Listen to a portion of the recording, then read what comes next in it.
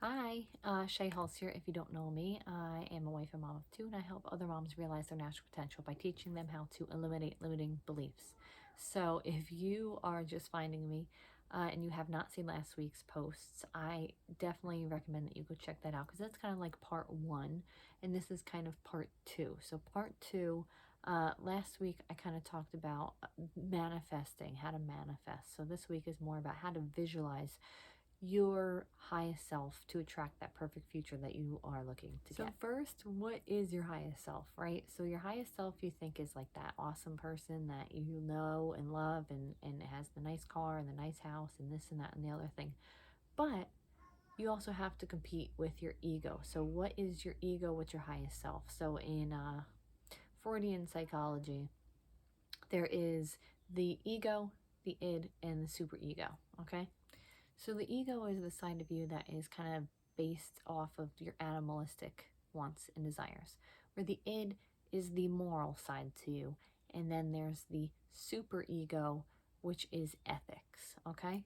So when you think about what your highest self is, you have to think about all of those three things and how they work together and also how they work against each other, right? So when you're thinking about your highest self, um, you have to think in terms of balance. You can't have one thing without losing something else, right? And that's why they talk about maybe money being the root of all evil, because money, for instance, when you take your ego, money isn't anything to the animalistic side, it's just a means to an end. But when you have a lot of it, then comes the moral and the ethics, because if you just let the animalistic side take over, then that's how you just blow your money on all those things that maybe don't really matter, okay? And that's how you kind of self-destruct, which your highest self really should not be self-destructing, right? That's what you have to consider. You don't want to put all of your focus into one thing and then forget the other thing. And that's why you need the id and the superego in particular.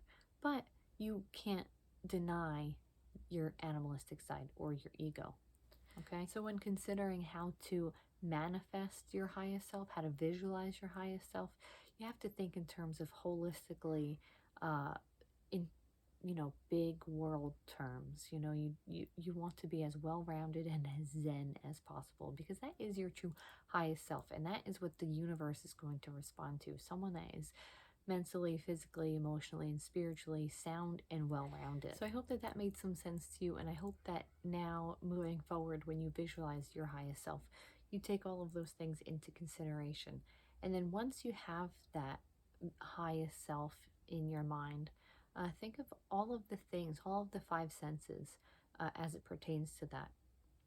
Think of it in as much detail as you possibly can. What type of house is it? Where is it? What color? What does it smell like? All of those things, maybe if that's one thing that you want to manifest is a house.